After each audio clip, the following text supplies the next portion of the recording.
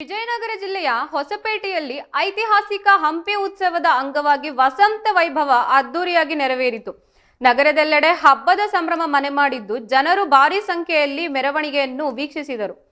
ಹೊಸಪೇಟೆಯ ವಡಕರಾಯ ದೇಗುಲದಿಂದ ಪ್ರಾರಂಭವಾದ ವಸಂತ ವೈಭವ ಮೆರವಣಿಗೆ ಪರಂಪರೆಯ ವಾದ್ಯಗಳು, ಶೋಭಾಯಾತ್ರೆ ಮತ್ತು ಸಾಂಸ್ಕೃತಿಕ ಪ್ರದರ್ಶನಗಳೊಂದಿಗೆ ಕಣ್ಮನ ಸೆಳೆದು ಮೆರವಣಿಗೆಯಲ್ಲಿ ಭಾಗಿಯಾಗಿದ್ದ ಕಲಾವಿದರು ವೈವಿಧ್ಯಮಯ ಜನಪದ ಹಾಗೂ ಸಾಂಪ್ರದಾಯಿಕ ಕಲಾರೂಪಗಳನ್ನು ಪ್ರದರ್ಶಿಸಿ ಉತ್ಸವಕ್ಕೆ ವಿಶೇಷ ಮೆರುಗು ತಂದಿದ್ದಾರೆ.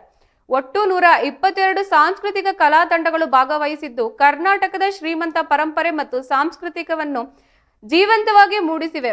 ಪ್ರತಿ ತಂಡವು ತಮ್ಮದೇ ಆದ ವೈಶಿಷ್ಟ್ಯದಿಂದ ಪ್ರೇಕ್ಷಕರ ಮೆಚ್ಚುಗೆಗೆ ಪಾತ್ರವಾಗಿದ್ದು ಕಾರ್ಯಕ್ರಮಕ್ಕೆ ಸಚಿವ ಜಮೀರ್ ಅಹಮದ್ ಖಾನ್ ಸಾಕ್ಷಿಯಾಗಿದ್ದಾರೆ. ಉತ್ಸವದ ವೈಭವವನ್ನು ಕೊಂಡಾಡಿದ ಜಿಲ್ಲಾಧಿಕಾರಿ ಕವಿತಾ ಮುನ್ನಿಕೇರಿ ಹಾಗೂ ಸಿಇಒ ಅಕ್ರಮ್ ಅಲಿ ಶಾ ಸೇರಿದಂತೆ ಅನೇಕ ಗಣ್ಯರು ಉಪಸ್ಥಿತರಿದ್ದು ಹಬ್ಬದ ಯಶಸ್ಸಿಗೆ ಅಭಿನಂದನೆ ಸಲ್ಲಿಸಿದ್ದಾರೆ. ಐತಿಹಾಸಿಕ ಹಂಪಿ ಉತ್ಸವವು ವಿಜಯನಗರದ ಸಾಂಸ್ಕೃತಿಕ ಪರಂಪರೆಯನ್ನು ಪ್ರತಿಬಿಂಬಿಸುತ್ತದೆ. ಹೊಸಪೇಟೆಯಲ್ಲಿ ನಡೆದ ವಸಂತ ವೈಭವ ಮತ್ತೊಂದು ಸಾಂಸ್ಕೃತಿಕ ಏಕತೆ ಮತ್ತು ಸಂಭ್ರಮದ ಸಂದೇಶವನ್ನು ಸಾರಿದೆ.